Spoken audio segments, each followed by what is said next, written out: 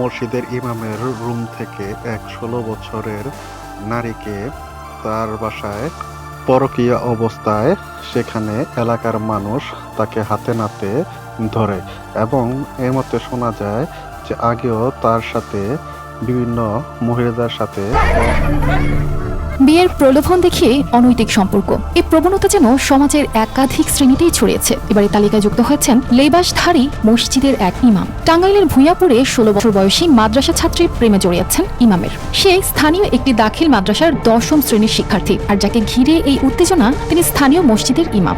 সম্পর্কের শুরুটা হয় গোপনে, কিন্তু পরিণতি এমন হবে সেটা কেউ কল্পনাও করেনি। আমার সাথে মাহাদি হাসানের সাথে আমার ১ বছর ধরে ভালোবাসার সম্পর্ক। তার সাথে আমার সম্পর্ক বিয়ের চেয়ে বেশি হয়েছে। উনি আমার সাথে যে ব্যবহারটা করেছে তার জন্য অনৈতিক সম্পর্ক জানার পর ১৬ ফেব্রুয়ারি রবিবার হঠাৎ করেই উত্তেজনা ছড়িয়ে পড়ে গ্রামে।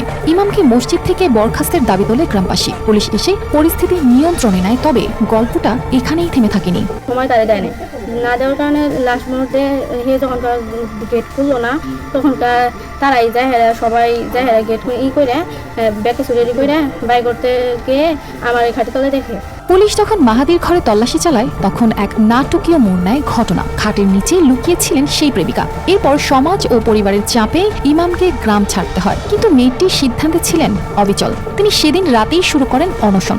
সাফ জানিয়ে দেন যদি বিয়ে না হয় তবে আত্মহত্যার পথই তার সামনে খোলা। আর ইমাম তিনি প্রথমে সব অভিযোগ অস্বীকার করলেন, বললেন মেয়েটির সঙ্গে তার কোনো সম্পর্কই নেই।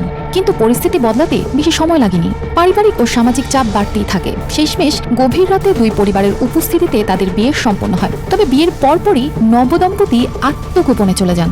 এটা আসলে সবকিছু মিথ্যা, এগুলো সাজানো একটা নাটক।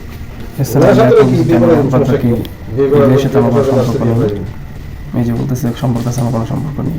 কিন্তু আমার রুম খোলা ছিল, আমি বাথরুমে গেছিলাম। তারপর কখন সময় ঢুকছে আমি কিছু জানি না। জানা যায় মাহাদি আগেও ২ বার বিবাহ বন্ধনে আবদ্ধ হয়েছিলেন।